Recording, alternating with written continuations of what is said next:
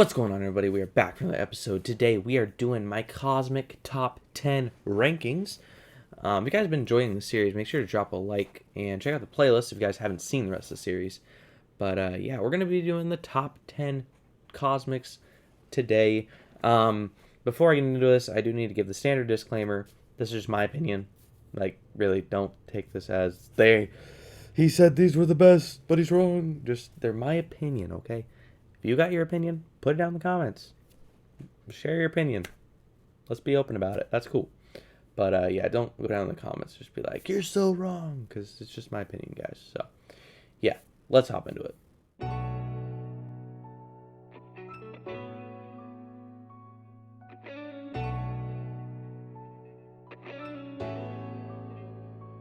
At number 10, we have Cole Obsidian. Now, Cole Obsidian started out really low block proficiency. He has better block proficiency now, but his big thing is the massive damage.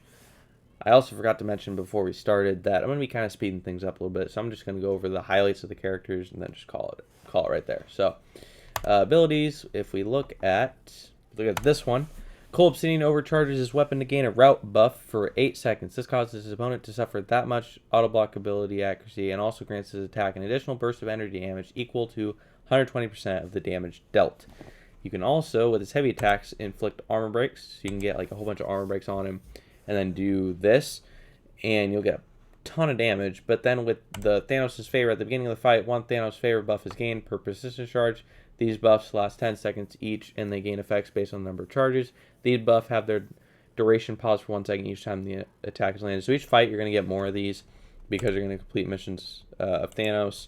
And then Thanos' favor buff effects. 1 plus each buff grants that much attack, and then critical rating, and then true accuracy.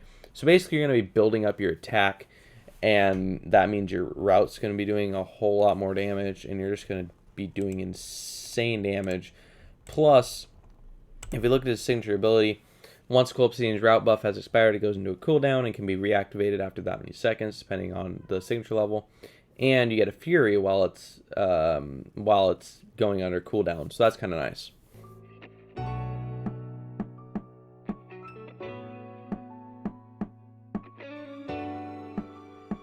Coming in at number 9, we have Black Bolt.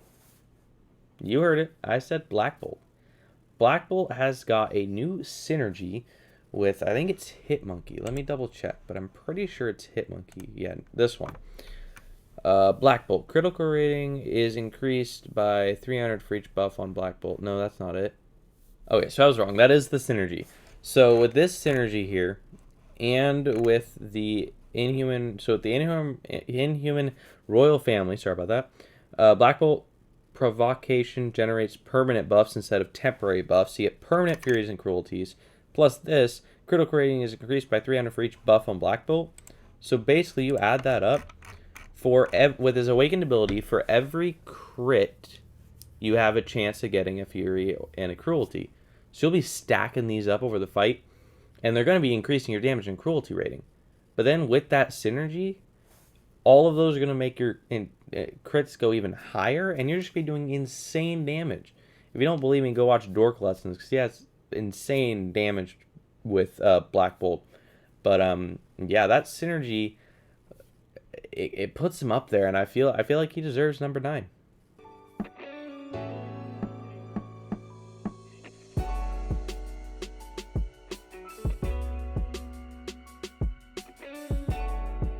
Coming in at number 8, we have Carnage. Carnage is a champion that over time can get some insane damage. His main thing is his heavy attacks here. 100% chance to inflict bleed, dealing that much direct damage over 15 seconds.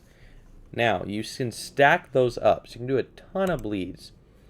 Plus, for Ravager passive, Carnage rips and tears at his opponent. Each time he triggers a bleed debuff on his opponent, he has 25% chance to refresh the duration of all the other bleed debuffs on the opponent. So you can be refreshing those bleeds and stacking up a whole lot more. While his opponent is bleeding or armor broken, his special attacks become unblockable. Critical hits, if the target is already bleeding or armor broken, gain a 100% chance of bleed, dealing that much damage over that many seconds. Special attacks. Each time Carnage activates special attack, he begins to mutate for 10 seconds. Once his mutation ends, he copies his current Symbiotic Creation as a permanent buff. Maximum of 5 permanent buffs. So you can be stacking up up to 5 Furies with, let's see, I think it's in his passive. Yeah, you can be stacking up to 5 Furies. You can do a ton of damage.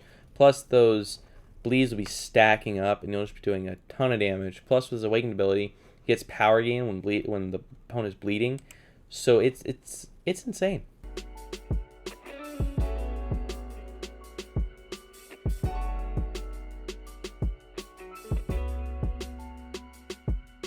Coming in at number 7, we have Venom the Duck. Venom the Duck is a champion that takes a little bit of ramp up, but can be sustainable, be high damage, and if the opponent has an armor up buff, even higher damage. So what I'm talking about here is basically with his abilities, if you'll be gaining buffs periodically through the fight. If you launch a special attack or hit with a heavy attack while that buff's active, you will put that buff into your RNA bank, which is basically you can have up to 10 buffs. So you'll be getting Furies, Precisions, Regens, Power Gains, Perfect Block Chance, and Armor Ups. I think that's all of them. But you'll be getting cycling between those. And you can basically choose. You can choose to go all out Furies. You can choose to go all out Precision, all out Regen, all out Power Gain. I would not advise Armor Up or Perfect Block Chance. But you can also scatter these about. So you can get let's say 3 Power Gains, 3 Furies, 3 Regens, and a Precision. And you'll be doing a solid amount of damage, plus regenning, plus power gaining. And with Special Attack 3, you can activate that RNA bank, because it already activates at the beginning of the fight, but you can activate it again. And with Special Attack 2, though, this is where a ton of his damage comes in. 75% chance to apply a Toxic Armor buff to the opponent, increasing their armor by that much for 15 seconds. Striking an opponent that has Toxic Armor deals up to plus 90% additional direct damage based on how high the opponent's armor is. So once you launch the Special 2, the higher their armor rating, the higher your damage goes. There's no other chance they can do that. Higher armor means higher damage. That's not how it's supposed to be, but that's how Venom the Duck does it. And it is insane.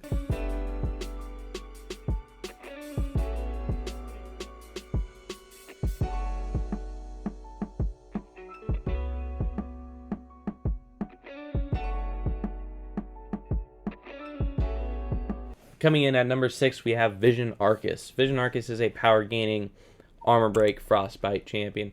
You'll be passively gaining armor ups or power gains, a maximum of 5. Plus, with your frozen air, whenever the opponent is near you, you'll be periodically putting on an armor break. And with those armor breaks, whenever you're near the opponent, they'll be suffering from frostbite damage. Scratch that. They'll be suffering from cold snap damage. So you'll be doing damage pretty much the whole time as long as you're playing aggressive.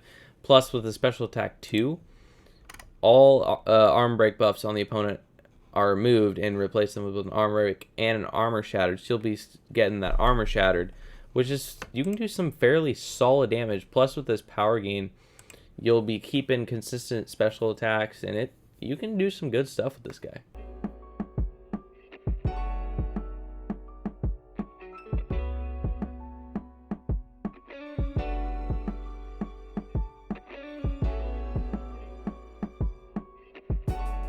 All right, coming into the top 5 here, number 5 is Venom. Venom is a beast champion. He's tanky, he has high damage, and one of my favorite abilities about him is his Special Attack 1. Each strike has a 55% chance to steal a buff and feed it to the symbiote, nullifying the buff, triggering a genetic memory buff, and healing Venom for that much health. So basically, with this, if the opponent has a buff on them, and you launch your Special Attack, you have a 55% chance to steal the buff, and then it'll randomly put one of your buffs on you from the genetic memory, physical resistance, armor up, cruelty, precision, or fury, and you also heal. So he's sustainable in that way. You can also be gaining a lot of buffs if the opponent has a lot of buffs, and it's just insane because then you can go to your Special Attack 2, and Venom is unleashed, converting all genetic memory buffs into fury buffs, each increasing attack by that much for 12 seconds. So I think, what is your maximum amount of buffs? Your maximum is 7. So you can get 7 of these fury buffs, and you're just destroying the opponent Plus, Spider-Verse characters cannot evade, and if the opponent is below 18%, your special attacks are unblockable, and you get a permanent True Strike. So he's a fairly good counter to evade, and does solid damage.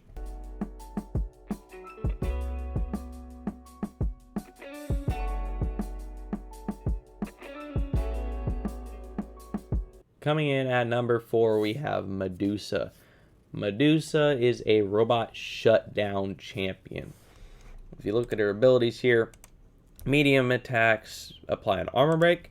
Once you get up to 6 armor breaks, you get an armor shattered. And while the armor shatter is active, opponents cannot activate their armor buffs. Additionally, this shatters robot champion systems, reducing their ability accuracy and power gain by 100%. They cannot power gain, and their ability accuracy is 100% lowered. It's awesome.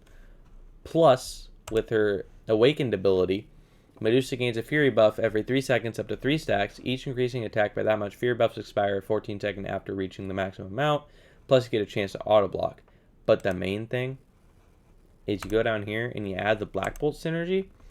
Living Strands generates up to 6 Fury buffs. You can get 6 Fury buffs instead of 3. Then you get the Armor Shattered, which reduces their armor even more. Then you get this L2. Medusa performs a 10-hit combo. Each hit has a 60% chance to inflict bleed if Armor Shattered is active, dealing that much direct damage over 2 seconds. Stuns the opponent for 3.5 seconds if Armor Shatter is inactive. So if the Armor Shatter is inactive, then it stuns the opponent. I didn't know that. But, yeah. Against robots, this is absolutely insane. Because there's some annoying robots out there. Like the Sentinel bosses and the Ultron bosses. And Medusa will completely shut them down.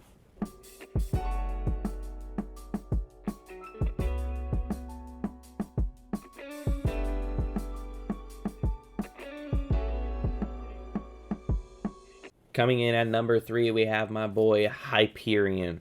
Hyperion was my first rank 4 and is going to be my first rank 5. And he is an absolute beast.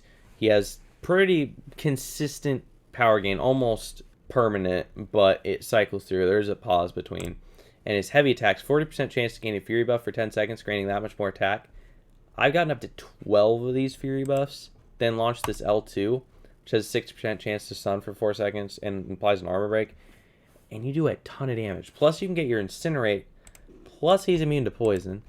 Plus, if you go to Special Attack 3, you get these Cosmic Charges, and you get constant power gain after that point, because whenever your power gain expires, this will trigger another one. And with his awakened ability, Hyperion's eternal physiology becomes a more efficient as storing and converting cosmic radiation, resulting in that much increased buff duration. You're going to be doing a lot of damage with this guy. Plus, if we add in Black Bolt and Ronin, you'll be getting longer duration on your Furies, and you'll stack up even more Furies. And this guy can unleash some absolutely nutty damage. Alright, top 2 here, and I realized I forgot to pause before the top 3 and just say, if you're enjoying the episode, make sure you have a like. If you're new to the channel, subscribe. Discord link is down in the description. Comment down below your top 10, top whatever, Cosmic Champions, so we can get a little conversation going down there. But let's get into number 2.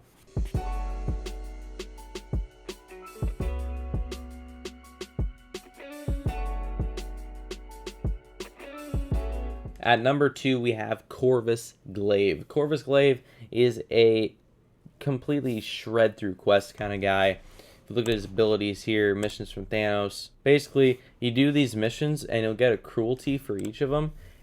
And with Corvus Glaive, you have 20 charges. And these charges make your attacks guaranteed crits. The only one that doesn't make a guaranteed crit is your first light attack. But other than that, specials, heavy attacks, every other hit is going to be a guaranteed crit. And these cruelties make your crits go really, really big. So you'll be doing a ton of damage.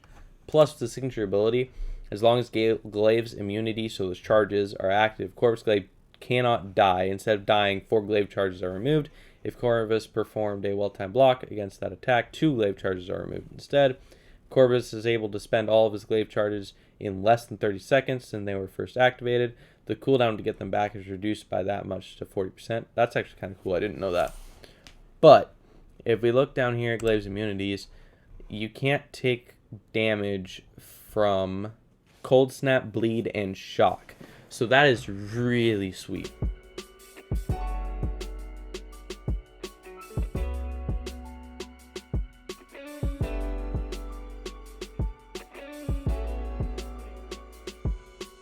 But at number 1 is Captain Marvel movie. Captain Marvel movie, if you want to see the insane damage, Legacy has a rank 3 6-star awakened Captain Marvel movie, and it's absolutely insane. You build up her binary ignition charges to 25, you get 5 fury buffs, plus those give you extra damage on your hits. Plus with her awakened ability, when you go into that binary ignition, you get a indestructible with a little bit of cooldown between, but you get a 60 to 40 second cooldown, 6 to 12 second buff. So you can tank L3s with this, and it saves you from getting hit by combos and stuff. So she is just insane. I'm not going to go into her abilities much, but just if you want to see it, go check out Legacy's videos, because it's absolutely insane. So guys, if you did enjoy the episode, make sure you leave a like, new channel, subscribe, Discord in the description, comment down below your rankings, and yeah, I'll catch y'all in the next episode. Bye-bye.